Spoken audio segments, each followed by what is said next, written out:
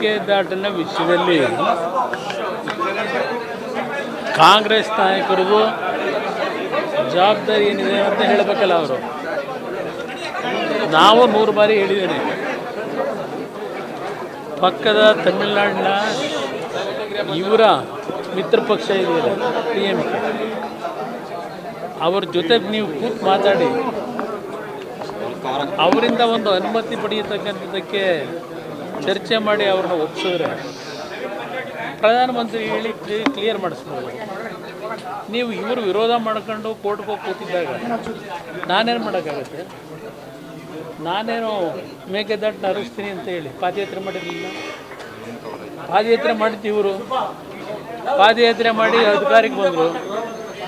ಅಧಿಕಾರಕ್ಕೆ ಬಂದಾಗ ಮಾಡಬೇಕಾದ್ರೆ ಅವರು ಇದಕ್ಕೆ ನನ್ನ ಮೇಲೆ ಮೇಕೆದಾಟನ್ನ ತರಲಿಲ್ಲ ಅಂತ ಹೇಳಿ ನನ್ನ ಮೇಲೆ ಪ್ರತಿಭಟನೆ ಮಾಡಿದ್ರೆ ಉಪಯೋಗ ಏನಿದೆ? ಅವ್ರ ಕರ್ತವ್ಯ ಅಲ್ವಾ? ಅವ್ರ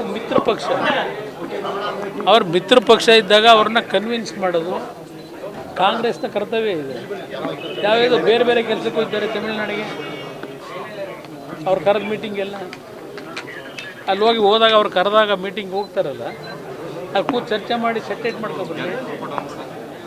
ಅದನ್ನು ಮಾಡಿದೆ. ನನ್ನ ವಿರುದ್ಧ ಪ್ರತಿಭಟನೆ ಮಾಡಿದ್ರೆ ಏನಾಗುತ್ತೆ? ಹೌದು, ಕೊಟ್ಟಿದ್ದೆ. ಏನಂತ ಕೊಟ್ಟಿದ್ದೆ? ನೀವು ತಮಿಳುನಾಡನ್ನು ಒಪ್ಪಿಸಿ 5 ನಿಮಿಷದಲ್ಲಿ ನಾವು ಕ್ಲಿಯರ್ ಮಾಡಿಸ್ಕೊಡ್ತೀವಿ. ಈಗಲೂ ನಾ ಮಾತಿಗೆ ಬದ್ಧ. ತಮಿಳುನಾಡನ್ನು ಒಪ್ಪಿಸಿದ್ರೆ ಈಗಲೂ ಆ ಮಾತಿಗೆ ಬದ್ಧ.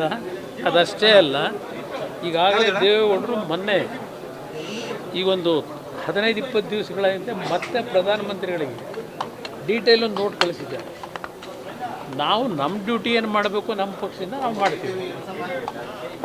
ಅವ್ರ ಡ್ಯೂಟಿ ಏನು ಮಾಡಬೇಕಲ್ಲ. ಸರ್ಕಾರ ಕೈಲಿದೆಯಲ್ಲ.